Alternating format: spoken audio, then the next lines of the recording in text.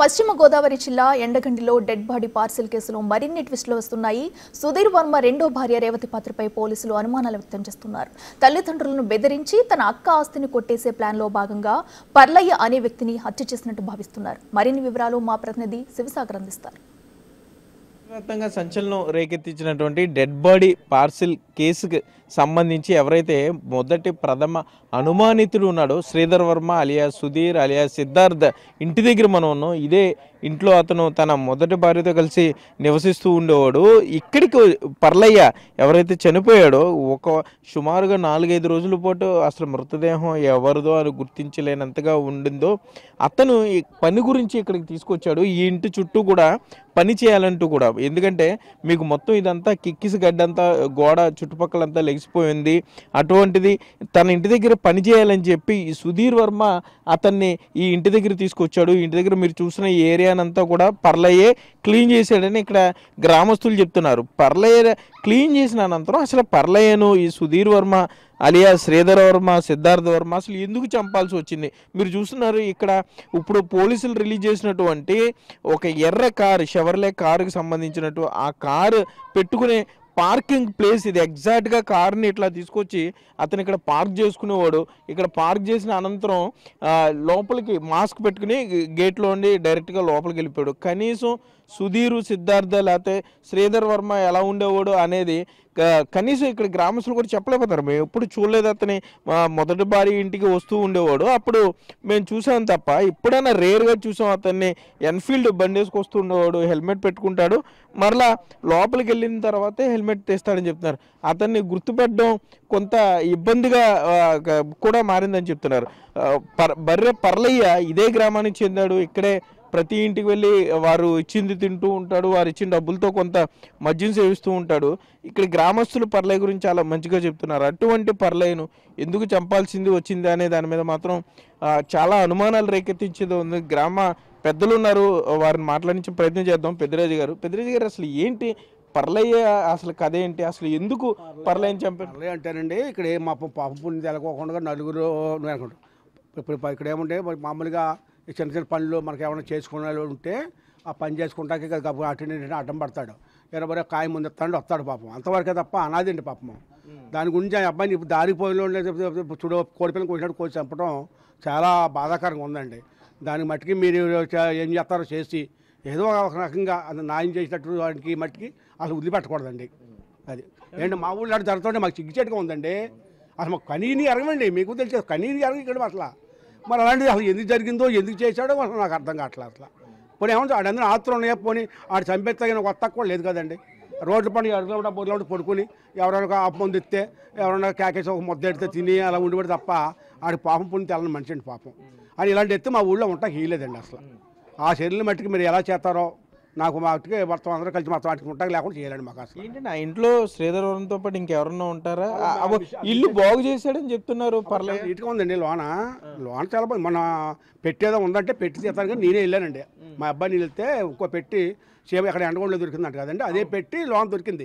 ఆ పెట్టేట్టుకెళ్ళి మేము ఎస్ఎల్ గారికి డాంగర్ చెప్పామండి. మా బండి మీద తీసుకెళ్ళి అదే పెట్టిలో నల్ల కవర్ ఒకటి, మన పచ్చ కవర్ ఒకటి, నత్తమసం కవర్లు అంటారండి, ఇలా దీని మీద పచ్చగా ఉంటాయి కదండి. అవి 2 కవర్లో పెట్టి ఒక సుత్తోటి టర్నెస్ కూడా ఉన్నాయి.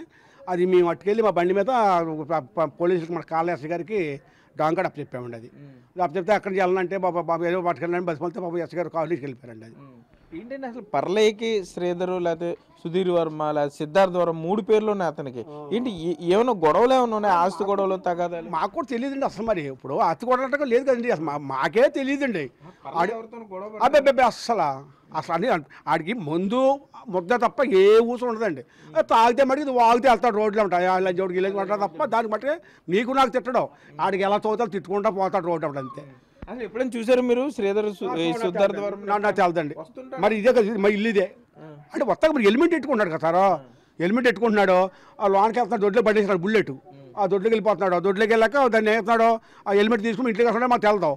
మళ్ళీ వచ్చేటప్పుడు కూడా లోన్ నుంచి మూతి కొట్టేసుకుని వేసుకుని హెల్మెట్ వేసుకుని మనకు కూడా హెల్మెట్ ఉంది, అది వేసుకుని బయటకు వస్తాడు వెళ్ళిపోతాడు. ఏ టైం వస్తాడో వెళ్తా కూడా మేము ఇంతమంది ఉన్నామా అసలు ఏం చేస్తున్నాం అని కూడా పడసింది లేదు. మేము ఎర్రకారు ఏంటండి, ఎర్రకారు ఏదో వాడుతుంటే ఉంటుందండి, ఆ రాళ్ళ మీద ఉంటుంది ఎప్పుడు కూడా. కారు మట్టుకు వాడడం అలాగే ఉంటుంది. ఈ మధ్యలో తీసాడు కారు, అది అంతకుముందు అయితే చెత్త గట్రా మొలిచిపోయింది. ఇదే అబ్బాయితోటి చెత్త చేయించుకున్నాడంట. మామూలు చోట నేను చూడలేదు. పని చేయించుకున్నాడంట. ఏదో కాయ ముందు ఇస్తాను ఈ చెత్త కాయమంటే అక్కడ పేపర్ కాడే మొత్తం గడ్డి మొలిచిపోయింది. ఆ గడ్డిలో ఉండేది కారు. నేను మా అబ్బాయి కానివ్వండి, ఏంటన్నా మనకి చెడ్డి కదా ఇది కారు ఏంటి అలా ఉంచుకుంటున్నాడు అంటే మనకి ఎందుకు డాడీ ఇలాంటి పనులు అని చెప్పి మా అబ్బాయి అనేవాడు. సీసీ కెమెరాలు ఉన్నాయి, మొత్తం అంతా పకడ్బందీగా ఉన్నాయి. మరి సీసీ కెమెరాలు ఎందుకు? సీసీ కెమెరాలు వచ్చారండి. మదేనండి గొడవ కదా, ఇది సీసీ కెమెరాలు వచ్చారు నిన్న.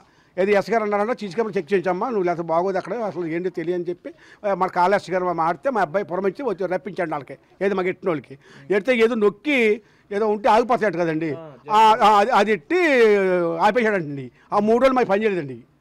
అంతకుముందు మా వాడు పల్లెలు అక్కడ తొంగుంటాం, ఈ అరిమి ఉంటాం, ఆ చెత్త కోసం మటుకు అవి ఉన్నాయంటండి. అది ఇలా ఈ 3 రోజుల ముందు మట్టుకి సీసీ కెమెరా పని లేకుండా చేశాడండి. మరి ఎలా చేశాడు తెలదు. ఏంటి ఈ పర్లయ్య మీకు పరిచయం ఉన్నాడా? చూసారా పర్లయ్యని ఎప్పుడన్నా ఏమైనా పని ఏమైనా చెప్పారా అతనికి? ఎవరన్నా చెప్తారండి, ఏదైనా అత్యవసరం పనులు గేదెకి పని కట్టుకోవాలన్నా ఏం చిన్న చిన్న పనులు ఇంటికాడ ఉన్నా చేస్తాడండి. ఆ మందుకే ఒక క్వార్టర్ మందుకి ఇస్తే ఇచ్చుకుని వెళ్ళిపోతాడండి. అలా అన్నదమ్ములు పిల్లలు ఉన్నారు, వాళ్ళు ఏమన్నా భోజనం పెడితే అక్కడ కూడా తినండి. ఆ గుడికాడో ఇక్కడ కూర్చుని తినేసి పడుకుంటాయండి. ఇంకా ఎవరు వచ్చి తీరండి, అసలు ఎవరికి హానికరం చేసి మనిషి కూడా కాదండి. మరి అటువంటి వాడిని మరి ఇలా చేసేయడని మాకు చాలా బాధాకరంగా ఉందండి. గ్రామస్తులకి అందరికీ కూడా చాలా ఇబ్బంది అయిన పని అనిపిస్తుందండి. ఇతను ఈ ఊళ్ళో కూడా ఉండటం కూడా మళ్ళీ అది తగిన శిక్ష భయం వేస్తుందండి. అది జనాలందరూ కూడా వణికిపోతున్నారండి. మటర్ జరిగిన కానీ ఇక్కడే ఉంటున్నాం అందరూ అని ఎట్లో పెట్టి అక్కడికి పంపించారండి. అత్తవరిల్లు అంటే ఎండగండి పంపించాడండి. ఇంకో పెట్టి బాత్రూంలో ఉందండి, అదే పెట్టి. మరి ఇంకోటికి ఎవరికి ప్లాన్ చేసాడో అది తెలియదండి. 2వ శవం కూడా వస్తుందని కూడా అక్కడ చెప్పినట్టుగా మాకు ఏదో అంటున్నారండి ఎవరోని. అది ఆ పెట్టి కూడా ఎస్ఐ గారు కాళేశ్ గారు పట్టిపోయి సాధనలో పెట్టారండి. ఓకే, మనం చూస్తే ఇక్కడ శ్రీధర్ వర్మ ఇంటి ఎదురుగుండా సీసీ కెమెరాలు కూడా ఉన్నాయి. కానీ ఆ సీసీ కెమెరాల్లో కూడా అతను పడకుండా జాగ్రత్త పడ్డాడు.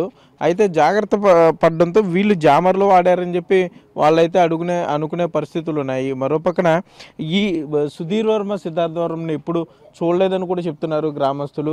కేవలం ఇక్కడికి వస్తూ ఉంటాడు, వెళ్ళిపోతూ ఉంటాడని చెప్తున్నారు. మరలా అతను ఏదైనా పని ఉంటేనే వస్తాడు, కారు అసలు బయటికి తీయడు.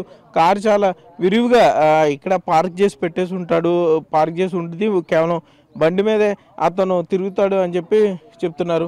ఒకసారి ఇక్కడ గ్రామస్తులు మాట్లాడి చెప్పారు. ఏమంటే ఏంటి అసలు ఈ పర్లేని ఎప్పుడైనా చూసారో మీరు? సిద్ధార్థ వర్మ ఎంత అత్యంత కిరాతకంగా చేశాడు చెక్కపెట్టులో పెట్టి. ఏంటి అసలు ఈ కథ ఏంటి అసలు? పర్లేని చూడండి, పర్లే మా చిన్నండి, మా నాన్న తమ్ముడు అండి. పర్లే అయితే ఈ ఊళ్ళో ఇక్కడే ఉంటాడండి, మా ఇళ్ళ కూడా ఉంటుంటాడు. కష్టపడి పని చేసుకుంటాడు, ఇక్కడెక్కడ పని చేసుకుండి మామూలుగా ఎవరైనా ముద్దెడితే తింటాడు, ఇక్కడే పడుకుంటాడండి. పల్లె వాళ్ళు వస్తే ఇబ్బందులు ఊళ్ళో చాలా మంచిగా తిరుగుతాడండి. వీడు సిద్ధార్థ వర్మ అన్నవాడు వీడు చెరువులో చేస్తున్నానని చెప్పి తిరుగుతుంటాడు. ఎత్తి మీద ఎలిమినేట్ పెట్టేసుకుని కనపడ్డాడు ఎవరికని. నైట్ వస్తాడు, పాటలు వెళ్ళిపోతాడు అండి. మామూలుగా పనాడు చేసుకుంటాడు, ఇబ్బంది లేదు. ఈయన వస్తే ఎప్పుడు బుధవారం బుధవారం లక్షలా బుధవారం నైట్ వరకు మాకు మంగళవారం కనిపించాడు. బుధవారం నైట్ నుంచి కనిపిందల్లా. మా వాడు కనపడతలేదు ఏంటని చెప్పి మేము అసగట్టుకుని సీసీ కెమెరాలో ఫోటోస్ తీసి చూసేదానికి ఆడ ఒంటి మీద వేసుకున్న టీషర్టు, ఆ బాడీ మీద ఉన్న టీషర్ట్ ఒకటి అయింది. అప్పుడు మా వాడు ఇలాగా మిస్ అయ్యాడని చెప్పి ఎస్సీ గారికి ఫోన్ చేసి చెప్తే ఎస్సీ గారు అవి వచ్చి మొదలెట్టి తీసి నెలకి చూశారన్నమాట. అంటే మీరు టీవీలో చూసుంటారు కదా, మృతదేహం ఫోటో రిలీజ్ చేశారు, గుర్తుపట్టలేపారు అప్పుడు? మరి గుర్తుపట్టలేదు, అంటించేసరికి కదండి, ముఖం కాలుతుంది కనబడుతుంది, మొత్తం బ్లాక్ వచ్చిందండి. దానివల్ల మేము గుర్తుపట్టలేకపోయామండి. ఈ టీ షర్ట్ అవి చూసుకుండండి, ఆ బట్టల వల్ల మాకు గుర్తుపట్టాం కానండి, అతని ముఖం వల్ల అయితే మేము గుర్తుపట్టలేదండి. ఇప్పుడు ఇంటికాడ ఉన్నాడు నిజంగా సాయంత్రం మా ఇంటికి రాలేదనుకుంటాం. ఒక ఇంటికాడ ఉన్నాడు కదా కానీ అందరి దగ్గర ఎక్కడ ఎవరి పూట పని ఇస్తే వాళ్ళ దగ్గర చేసి ₹100 తెచ్చుకుని తాగి పడుకుంటున్న టైప్ కాబట్టి ఇంకెక్కడ ఉన్నాళ్ళు అన్నది ఇష్టం ఉండిపోయింది తప్ప మేము కూడా మామూలుగా అయితే మేము ఇక్కడ అయితే ఎరువుగా గుర్తుపెట్టుకుంటాం. ఇప్పుడు ఆడమంచి ఎందుకు రాలేదంటే గంటకు 2 గంటలు గుర్తుపెట్టుకుంటుంది. ఇప్పుడు ఆడమంచి రూపంగా లేడు కాబట్టి గుర్తు కట్టుకోలేకపోయాం. ఆ తర్వాత మా వాడు తిరిగి కూడా ఎక్కడ తిరుగుతలేదు, కనపడలేదు. మన సీసీ కెమెరాలో చూస్తే అప్పుడు ఇలాగ మిస్ అయ్యాడని చెప్పి మన ఎస్సీ గారికి చూపుతాయి.